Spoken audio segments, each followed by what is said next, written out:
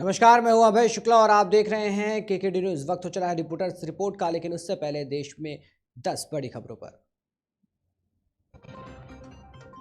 भारत में पिछले 24 घंटों में कोरोना के 1335 नए मामले आए सामने। महाराष्ट्र सरकार ने सभी कोरोना प्रतिबंधों को वापस लाने की जारी किया आदेश। आज से मुंबई में मास्क न पहनने पर नहीं लगेगा जुर्माना।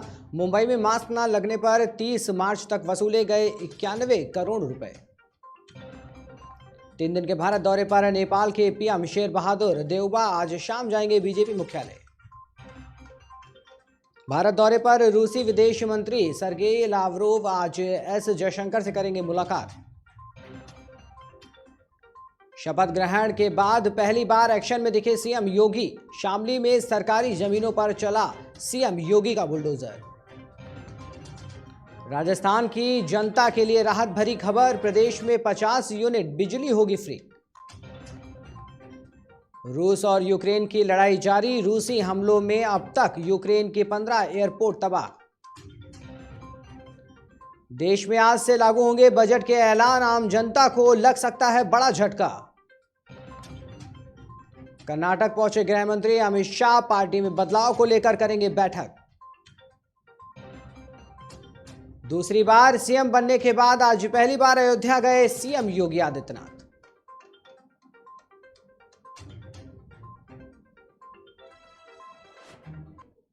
अब नजर डालेंगे खबरों पर। बिजनौर के नजीबाबाद इंटर कॉलेज के प्रधानाचार्य के सेवानिवृत्त होने पर विदाई समारोह आयोजित किया गया, जिसमें स्टाफ सहित मुख्य अतिथियों और फैमिली रिश्तेदारों ने उनको फूल माला पहनाकर सम्मानित किया। गुरुवार को हुए इस कार्यक्रम की अध्यक्षता पूर्व प्रधानाचार्य ने की। कार्यक्रम में चेयरमैन, बीजेपी के नगर अध्यक्ष, पूर्व प्रधानाचार्य समेत तमाम पदाधिकारी मौजूद रहे। इस दौरान कार्यक्रम के बाद पूरे स्टाफ ने फूल माला पहनाकर उनका सम्मान किया।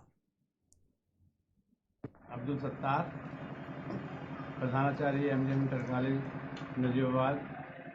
आज मेरी सेवानिवृत्ति हो रही है। मैं सन 92 से यहाँ शिक्षण कार्य कर रहा हूँ और 7 साल से मैं प्रधानाचार्य के पद पर अपना योगदान दे रहा हूँ। और मेरी कोशिश रही है कि विद्यालय का उत्थान हो, लेकिन बदकिस्मती ये रही कि उसमें अड़चने आई कुछ, लेकिन फिर भी मैं सब पूरे स्टाफ का और मैनेजमेंट का धन्यवाद अदा करता हूँ। उन्होंने बड़ा सहयोग दिया और मैं कामना करता हूँ कि विद्यालय दिन दूना रात चौगुना विकास करे और मैं इसके योगदान के लिए हमेशा तैयार रहूँगा। सूबे के मुख्यमंत्री योगी आदित्यनाथ के दिशा निर्देश के बाद इसका असर जनपद जालौन में भी दिखाई दिया। गुरुवार सुबह से ही कलेक्ट्रेट परिसर में जिलाधिकारी जालौन ने और विकास भवन में मुख्य विकास अधिकारी ने निरीक्षण किया। इस दौरान कलेक्ट्रेट परिसर में स्थित ड्रग इंस्पेक्टर कार्यालय में ड्रग इंस्पेक्टर अनुपस्थिति पाई गई। वहीं विकास भवन में अनुपस्थित अधिकारियों और कर्मचारियों की संख्या 2 दर्जन के पार पहुंच गई। उच्च अधिकारियों ने मामले पर सख्ती दिखाते हुए अनुपस्थित पाए गए अधिकारियों और कर्मचारियों के 1 दिन का वेतन रोकने के आदेश दिए और उनसे 3 दिन के भीतर अनुपस्थित रहने का स्पष्टीकरण मांगा गया। आज जिले के आला अधिकारियों की सख्ती के बाद अपने कार्यालयों में देर से आने और बिना किसी सूचना के गायब रहने वाले अधिकारियों और कर्मचारियों में हड़कंप मच गया।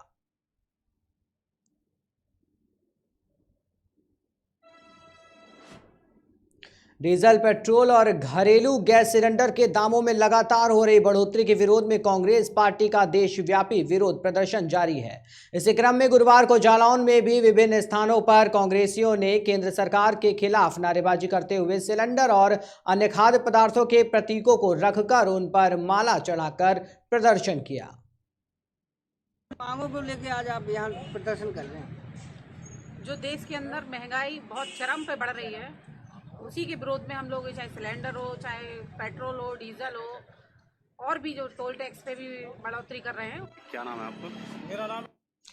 मामला बिजनौर के थाना क्षेत्र नूरपुर के तमरोली गांव का है, जहां एक लड़की को छेड़ने का मामला सामने आया। दरअसल गांव में पीड़िता को बदमाश रोज छेड़ता था, जिसका विरोध करने पर लड़की और उसकी दोस्तों पर बदमाश ने अपने साथियों के साथ मिलकर लाठी, डंडे और फावड़े से हमला बोल दिया। इस हमले में 2 लड़कियों को गंभीर चोट आई। घायलों को हमले के बाद बिजनौर रेफर कर दिया गया और मामले की सूचना पुलिस को दे दी गई।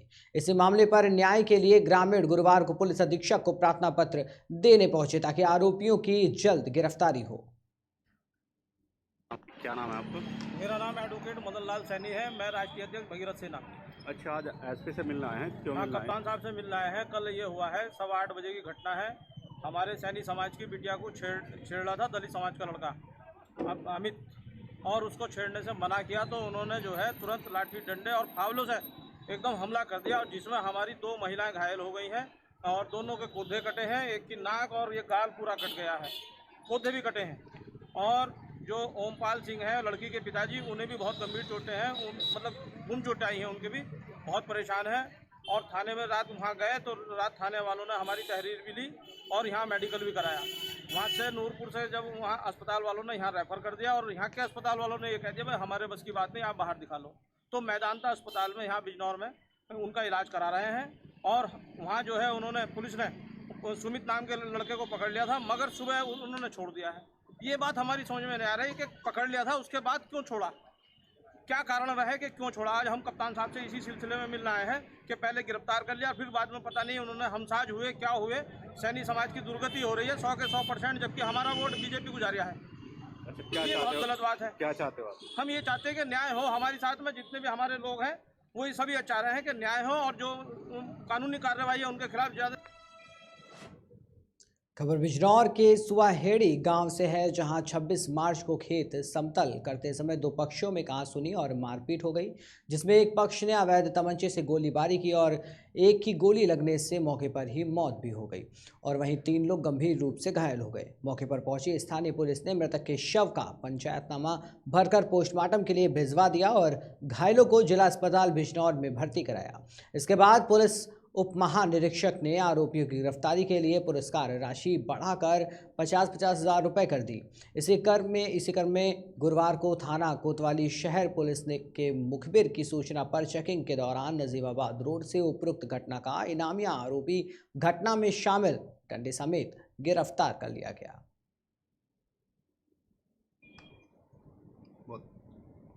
26 मार्च को थाना बिजनौर के सुवाहेड़ी गांव में एक बुजुर्ग किसान की मामूली बात को लेकर के 5 लोगों ने घेर करके गोली मार करके हत्या कर दिया था।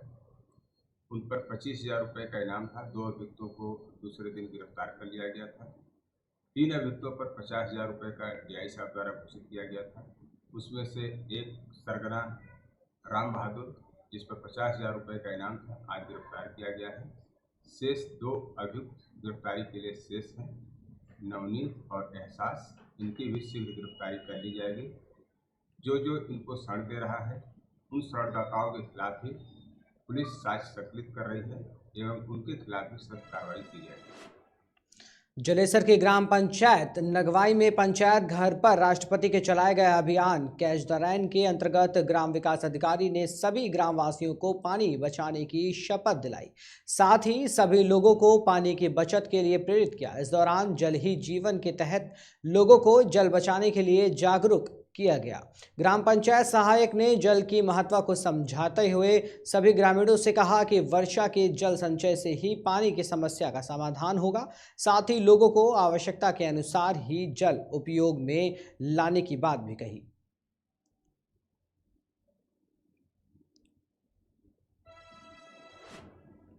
कानपुर पुलिस के हाथ एक बड़ी सफलता लगी। दरअसल नगर में आए दिन मोबाइल चोरी के मामलों में तेजी से बढ़ोतरी हो रही थी।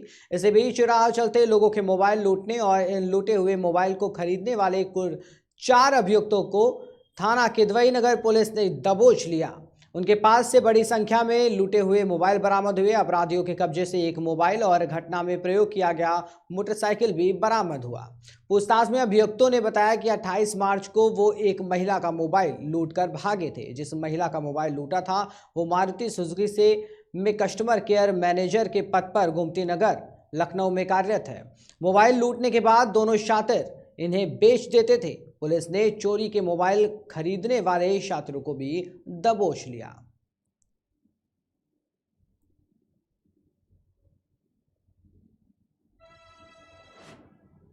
कानपुर जिलाधिकारी ने गुरुवार को वर्चुअल बैठक के इस दौरान सभी 133 परीक्षा केंद्रों के केंद्र व्यवस्थापकों, पुलिस अधिकारियों, सेक्टर मजिस्ट्रेट और जोनल मजिस्ट्रेट के साथ बोर्ड परीक्षा को नकल विहीन संपादित कराने के लिए बैठक की। बैठक के दौरान जिलाधिकारी ने कड़े निर्देश देते हुए कहा कि हर स्थिति में नकल विहीन परीक्षा कराना है। इस कार्य में लापरवाही करने वाले कर्मचारियों के खिलाफ कठोरतम कार्रवाई की जाएगी। सभी परीक्षा केंद्रों और डबल लॉक कक्ष में मोबाइल फोन पूर्ण रूप से प्रतिबंध रहेगा।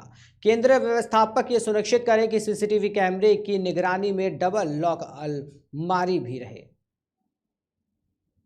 कानपुर नगर में जो कुल बोर्ड के 133 केंद्र हैं, सभी केंद्रों के केंद्र व्यवस्थापक, उसमें लगाए गए सभी स्टैटिक मजिस्ट्रेट्स, पुलिस के अधिकारीगण और इस पूरी बोर्ड परीक्षा को एक शुचितापूर्ण माहौल में कंडक्ट कराने के लिए जो भी अधिकारीगण लगाए गए हैं, उनके साथ में एक बैठक की गई। गूगल मीट के माध्यम से ये बैठक हम लोगों ने की है और प्रभावी निर्देश दिए हैं कि किसी भी प्रकार का लैप्स बिल्कुल भी बर्दाश्त नहीं किया जाएगा। कोई भी चूक इस एंड पे नहीं होनी चाहिए। मोबाइल फ़ोन्स बिल्कुल भी अनुमन्य नहीं है। जिन अलमीराज में प्रश्न पत्र रखे गए हैं वो डबल लॉक्स उसमें लगाए गए हैं और उस रूम में भी किसी भी प्रकार का आवागमन जो है वो पूर्णतः प्रतिबंधित है। कंट्रोल रूम जो हमारे बनाए गए हैं, जो सभी सेंटर्स पर लगे हुए सीसीटीवी कैमरास को टेलीकास्ट जो हो रहा है उसका पूरा 1 मंथ तक का विवरण रखने के लिए सभी केंद्र व्यवस्थापकों को पूर्व में भी निर्देशित किया गया था और इसमें किसी भी प्रकार की हीला हवाली ना हो, ये इंश्योर करने के लिए कड़े निर्देश निर्गत कर दिए गए हैं। कोई भी लैप्स, किसी भी प्रकार की चूक बिल्कुल भी बर्दाश्त नहीं की जाएगी और उसमें कठोरतम दंडात्मक कार्रवाई अमल में लाई जाएगी। इस तरह की बात भी हम लोगों ने सभी को मीटिंग के माध्यम मंच प्रदर्शन का कार्यक्रम। बांदा के कालूकुआ नटराज स्कूल में छात्र छात्राओं ने विभिन्न प्रकार के सांस्कृतिक कार्यक्रम का आयोजन किया, तो वहीं नटराज संगीत महाविद्यालय के बच्चों को अंक पत्र और ट्रॉफी देकर सम्मानित भी किया गया। इस कार्यक्रम में शिक्षक सहित तमाम लोग उपस्थित रहे।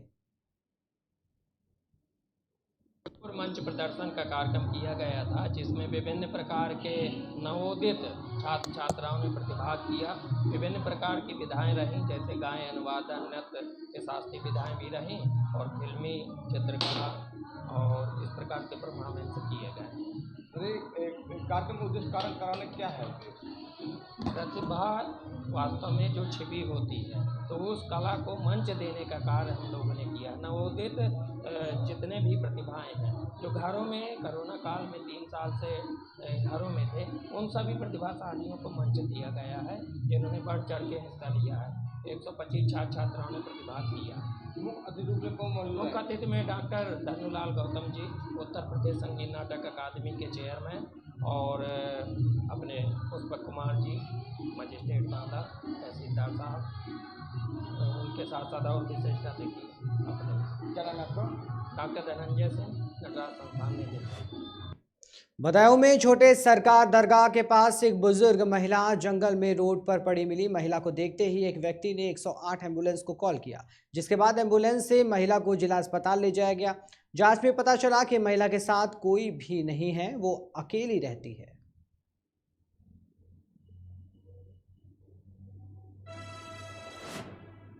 देश में पिछले कुछ दिनों से डीजल, पेट्रोल और गैस के दामों में काफ़ी तेजी आई है, जिसके खिलाफ कांग्रेस देश भर में प्रदर्शन कर रही है। इसी क्रम में मंगलवार को तेलंगाना के कुतबुल्लापुर में कांग्रेस कमेटी के कार्यकर्ताओं ने तेलंगाना प्रदेश कांग्रेस कमेटी अध्यक्ष के आदेश पर केंद्र और राज्य सरकार के खिलाफ धरना किया। प्रदर्शन में कार्यकर्ताओं ने कहा कि आगे बढ़े दामों के चलते आम आदमी की जेब खाली हो चुकी है, वहीं गरीबों के लिए इस महंगाई के दौर में जीना मुश्किल हो गया है।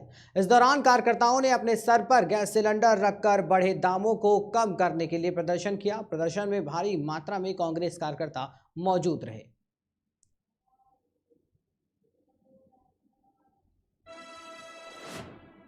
हाथरस अलीगढ़ रोड पर अज्ञात कारणों के चलते चिप्स नमकीन बनाने वाली GRTS फूड्स कंपनी में आग लग गई। आग की सूचना पर पहुंची फायर ब्रिगेड की 4 गाड़ियों ने घंटों कड़ी मशक्कत के बाद आग पर काबू पा लिया, लेकिन इस आग के कहर में फैक्ट्री के अंदर बाइक समेत लाखों का सामान जलकर राख हो गया।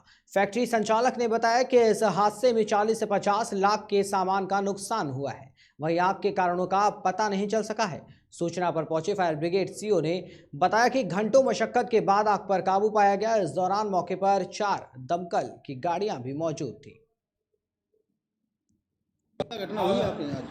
अब फायर हो गई उसमें स्क्रैप वगैरह में, उससे जो है तो इसका कोई कारण मालूम पड़ा कि किस तरीके कारण से? अभी कहाँ पता लगा है। अभी तो पहले फायर तो लगभग कितने का नुकसान हो गया? 50 लाख रुपए का। 40 से 50 लाख। सर ये क्या घटना है सर सारी?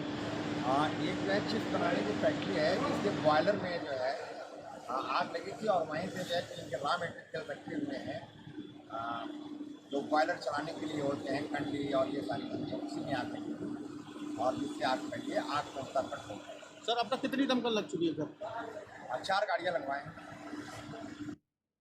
खबर आगरा से है, जहां आगरा के अदमदौला क्षेत्र से एक सिरफिरे आशिक का मामला सामने आया है। दरअसल आशिक की प्रेमिका ने बात करना बंद कर दिया, जिसके बाद प्रेमी शुक्रवार को युवती के घर पहुंच गया। युवक ने छत पर चढ़कर युवती से मारपीट की और तमंचे की बट मारकर लहू लुहान कर दिया। इसके बाद युवती को गोली मार दी और हवाई फायरिंग करते हुए भाग गया। युवक और युवती अलग अलग संप्रदाय के हैं, इसलिए तनाव की आशंका को देखते हुए अधिकारी फोर्स के साथ मौके पर पहुंचे।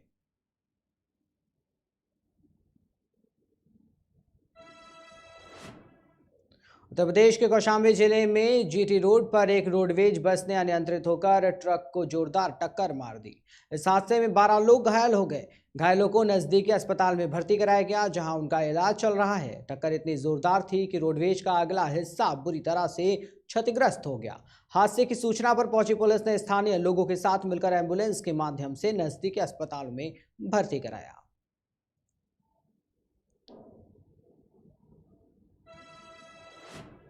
अगली खबर कुशीनगर से है, जहां गुरुवार को इंडियन मेडिकल एसोसिएशन की बैठक की गई। यह बैठक वरिष्ठ चिकित्सक की अध्यक्षता में कसिया नगर स्थित उनके आवास पर आयोजित की गई, जिसमें राजस्थान के दौसा जिले के लालसोट कस्बे में प्रताड़ित होकर महिला चिकित्सक की आत्महत्या के मामले में पुलिस की कार्रवाई की कड़ी निंदा की गई। आईएमए के चिकित्सकों ने कहा कि घटना की निष्पक्षता और गहनता से जांच होनी चाहिए, साथ ही दोषियों के खिलाफ कड़ी कार्रवाई की मांग भी की गई।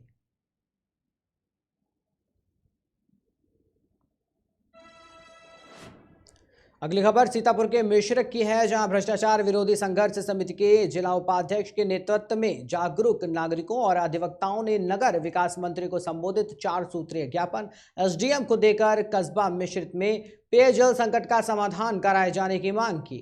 इस ज्ञापन में कहा गया कि मिश्रित के रन्नूपुर का ट्यूबवेल 2 सालों से खराब पड़ा है। नगर की आधी आबादी पेयजल संकट से जूझ रही है। पालिका प्रशासन में नियमित रूप से जलकर तो ले लेता है, लेकिन पेयजल संकट की तरफ कोई ध्यान नहीं दे रहा है। कई बार समस्या से अवगत कराया गया, लेकिन अभी तक पेयजल समस्या का समाधान नहीं किया गया।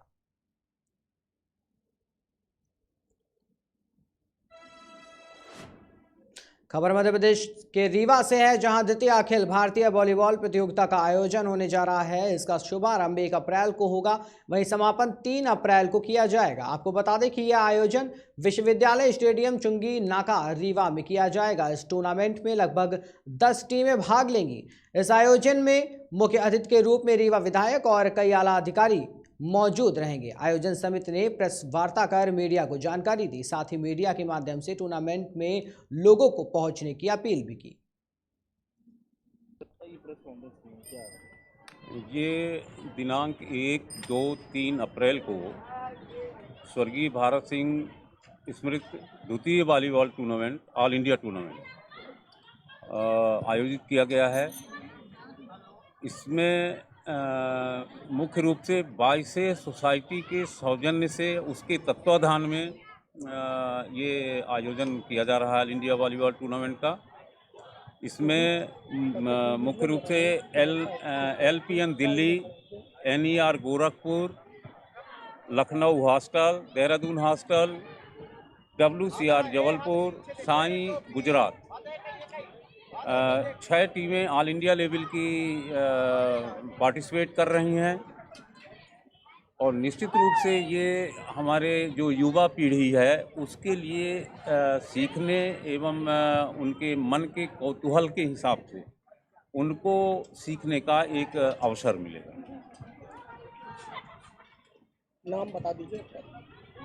मेरा नाम अम्बरीश पांडे है। मैं ये बाइसे सोसाइटी का अध्यक्ष हूँ और इस टूर्नामेंट का भी अध्यक्ष हूँ। ये जो आयोजन हो रहा है इसमें मुख्य अतिथि कौन आ रहे हैं? मुख्य अतिथि समापन में आदरणीय राजेंद्र शुक्ला जी विधायक रीवा, आदरणीय केपी त्रिपाठी विधायक सिमरिया और उद्घाटन में देवेंद्र सिंह जी और यहाँ के सब वरिष्ठ ऑफिसर्स रहेंगे। कितनी टीमें लगभग भाग लेंगी? 6 टीमें भाग लेंगी जो भारत स्तर की होंगी। कहाँ रहते हो?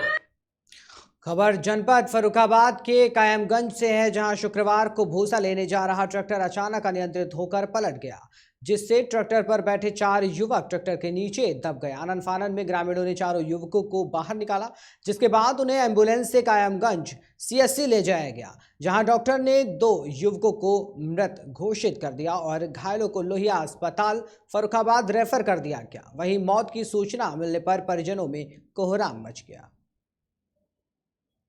कहाँ रहते हो? में है। अच्छा, तो कहाँ गए थे तुम लोग? ट्रैक्टर चला रहे थे, स्टीयरिंग का फेल हो गया। ट्रैक्टर कौन चला रहा था? हम तुम चला रहे थे। और तुम्हारे साथ में बैठा कौन कौन था? ये 2-3 लड़का बैठे थे। क्या लगा था उसमें या खाली खाली था।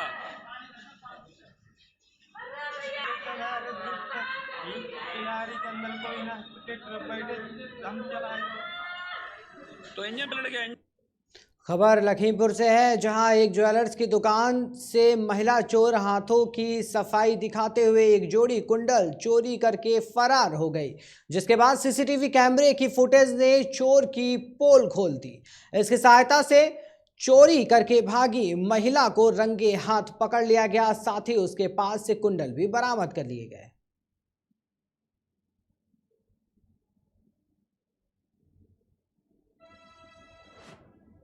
अगली खबर सहारनपुर से है, जहां थाना बड़गांव और क्राइम ब्रांच पुलिस की संयुक्त टीम ने हीरो बाइक के शोरूम में चोरी की घटना का सफल खुलासा किया। पुलिस टीम ने इस मामले से जुड़े 6 शातिर चोरों को गिरफ्तार कर लिया। साथ ही चोरों के कब्जे से पुलिस ने चोरी की मोटरसाइकिल के पार्ट्स और इन्वर्टर बैटरी समेत 2.5 लाख रुपए की नकदी और अवैध तमंचा भी बरामद किया। एसएसपी ने प्रेस वार्ता कर इस चोरी की वारदात का खुलासा किया। देखिए, 12 फरवरी की रात को थाना बड़गांव स्थित हीरो ऑटोमोबाइल्स की एजेंसी कम वर्कशॉप है और वहाँ पर एक चोरी की बड़ी घटना हुई थी, जिसमें से 6 लोग इन्वॉल्व थे। सभी लोगों को हम लोगों ने गिरफ्तार किया है। इसमें से 5 लोग चोर हैं और एक कबाड़ी है। ये 6 में से 5 लोग मुजफ्फरनगर के रहने वाले हैं और एक व्यक्ति रविंद्र, ये कुतुबशेर रहने वाला है और पूर्व में जहर खुरानी और अन्य चोरी के मुकदमों में भी जेल जा चुका है।